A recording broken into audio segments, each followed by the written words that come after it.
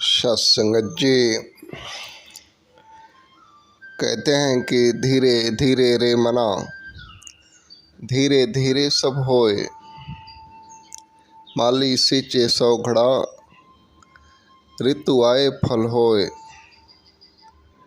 कि एक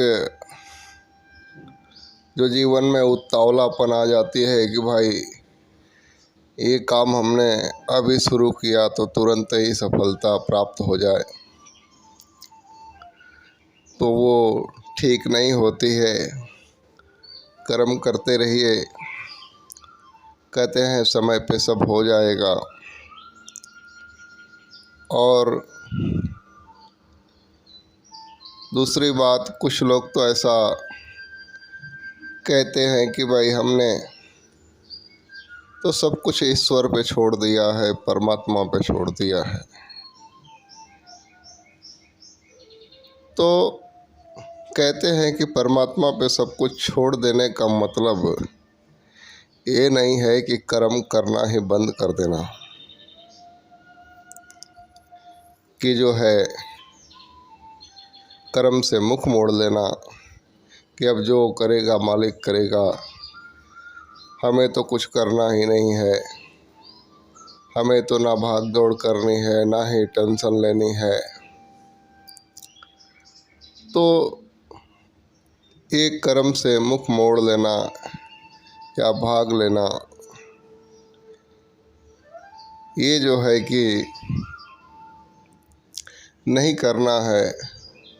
ईश्वर पे सब कुछ छोड़ने का मतलब होता है कि हम जो कर्म कर रहे हैं वो जी तोड़ करेंगे, लेकिन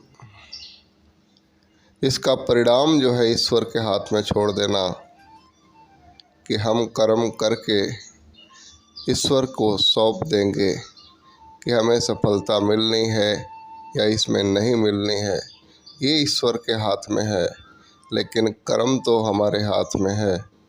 इसलिए हमें कर्म से नहीं भागना है। हम जीवन में जो कुछ भी करना चाहते हैं, जिस प्रकार की भी सफलता हासिल करना चाहते हैं, उसके प्रति जो कर्म है वो तो हमें जो है कि सत्संगत जी एकदम दिन रात एक कर देनी है जी। तोड़ के जो है कि उस कर्म को करना है पूरा निष्ठापूर्वक।